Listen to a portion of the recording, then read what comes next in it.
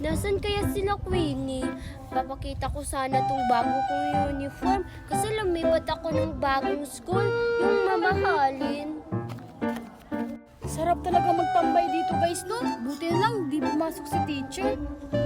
Buti nga, kasi ang init magtambay dun sa classroom. Uy guys, anong oras tayo babalik sa school? Diba may pasok pa tayo dun sa subject natin kay Teacher Marta?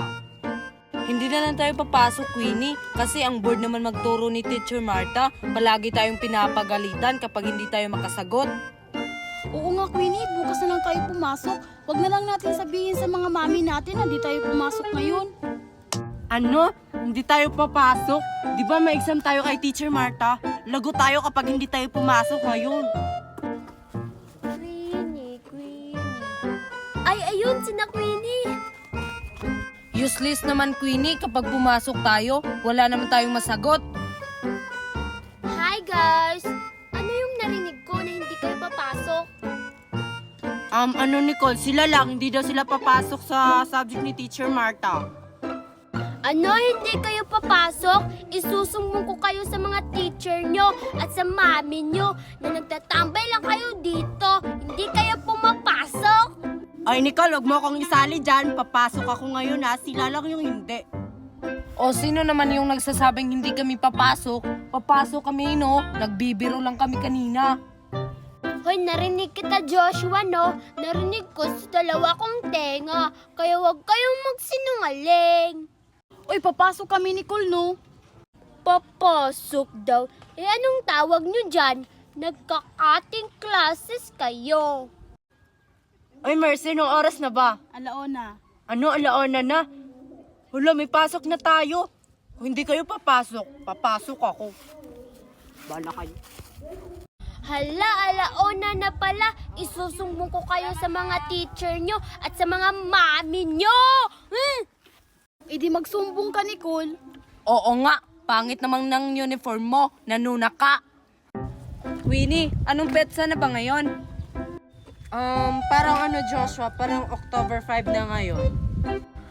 October 5? Di ba Teacher's Day ngayon? Wala ba tayong ibibigay kay Teacher Marta? Ay oo nga no, Teacher's Day pala ngayon. Wala akong ibibigay kay Teacher Marta kasi napakasungit yun na teacher. Ayaw ko sa kanya. Oy, Queenie, grabe ka naman kay Teacher Marta. Kahit ganun yon, bigyan pa rin natin ng bulaklak or chocolate. Sige na nga, tara puntahan natin si Mercy at saka si Nicole. Tara, sana pagbibigyan namin ng bulaklak si Teacher Marta, malaking grades ibibigay niya. Asan kaya si Mercy at saka si Nicole? Ay, ayun pala yung dalawa. Tara, lapitan natin. Oy, Nicole, Mercy, anong ibibigay niyo kay Teacher Marta? Di ba Teacher's Day ngayon? Eh ano naman kung Teacher's Day ngayon? Di ko bibigyan si Teacher Marta, no? Ang sungit nun! Hoy, kahit ganun yun si Teacher Marta, teacher pa rin natin yun. Ayaw nyo bang tumaas yung grades nyo? Kontento na kami sa ibibigay niyang 75 na grades. Kahit di kami magbibigay ng bulaklak at chocolate. Bahala nga kayo kung ayaw niyong bigyan si Teacher Marta. Basta kami ni Queenie, bigyan namin siya kahit napakasungit pa yon. Oo nga, tama si Joshua. Diba may kasabihan kapag Teacher's Day, bibigyan natin ng mga bulaklak or chocolate or anong mga bagay man yan kasi Teacher's Day. Ang sabihin nyo, nagpapasikat lang kayo sa mga teacher. Mga papansin, Joshua at Queenie. Ha? Papansin ba tawag nun? Hindi kaya ang tawag nun pagmamahal sa teacher. Oo nga! Tara na nga Joshua, bigyan na natin ng bulaklak si Teacher Marta. Tara. May bago na akong cellphone, dahil sa pagla-live. Uy Nicole, antay. Ano yan? Cellphone ba yan? Oo, Queenie, cellphone to. Alam mo ba kung anong cellphone to? iPhone 14 Pro Max.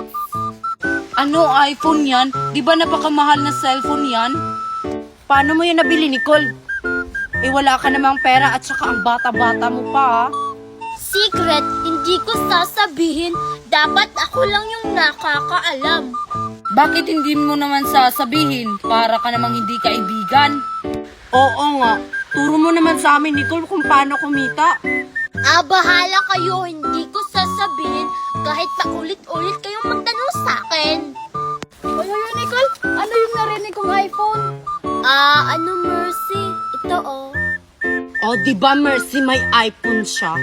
San kaya yan galing? Tapos hindi pa niya ituturo kung paano makabili ng ganyang cellphone. Sasabihin mo, Nicole, o isusubong kita sa mami mo? Sabihin mo na kasi, bahala ka. Hindi ka makakaligo sa sapa ni na Queenie. Sige na nga, sasabihin ko na lang. Paano ba yan? Sige na nga. I-click niyo lang tong link ko sa bio, tapos may makikita kayong 3 tuldok. Pagkatapos yung maklik yung 3 tuldok, may makikita kayong open and browser. Pagkatapos yung maklik yung open and browser, may makikita ko yung apps. I-download nyo! Tapos, ano susunod na gagawin? Syempre, gumawa muna kayo ng account gamit yung Facebook account nyo, Google account, or phone number. Doon, pwede na kayong mag-live at saka kumita. Ay, ganun lang pala kadali yun. Ay, sige, magda-download na ako. O Nicole, pwede ka na maligo doon. Tara na Mercy, magda-download na tayo. Sige, maliligo na ako. Yes, makakaligo na ako sa sapa nila, Queenie.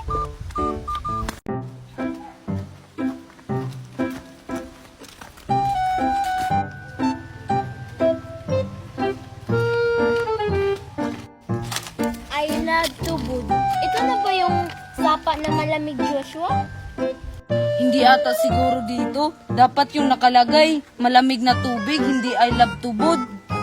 Hoy, ano ba kayo? Dito yun, oh. Tingnan nyo, may malaking sapa. Oo nga, ang laking sapa. Di ko agad nakita. Oo nga, tara pumasok na tayo. Hep, hep, hep. Queenie, andito ka na naman? Oo nga, kahit saan kami magpunta, andun ka. Tantanan mo na nga kami. Malamang, kahit saan kayo pumunta, nandun ako. Kasi lahat ng beach dito sa Pilipinas, kami yung nagmamay-ari. Ha ha ha! Beach ba yan, Queenie? Sapa yan na malamig! Ilog na malamig. Ay, oo nga pala. Sapa pala yan. Akala ko beach. Basta, sa amin yan. Hindi kayo pwedeng makapasok dito. Abay, bakit naman hindi kami pwede makapasok, Aber? May pang-entrance kami, Queenie. Kaya nga namin bilhin yung lahat na cottage. At saka, hindi mo kami mapipigilan. Basta. Hindi kayo pwedeng makapasok dito. Magbabayad naman kami Ganun ba magbabayad kayo? Sige. Papapasukin ko kayo dito. Pero yung bayad nyo, 1 million tig-isa. Ha? 1 million? Yun lang pala eh. Napakamura lang naman. Oo nga, wala na bang mas mahal na entrance dyan? Ay wow, may pang-entrance kayo sa 1 million. Sige, tataasan ko.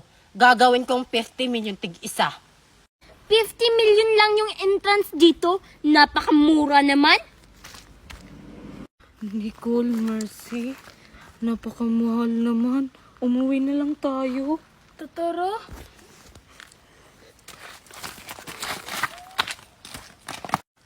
Bakit Aber umuwi kayo? Di nyo pala kaya balik na nga ako din sa kuan. Wala pa palang tao dito sa I Love Sapa. Akala ko marami ng tao kasi masarap ngayon maligo kasi mainit.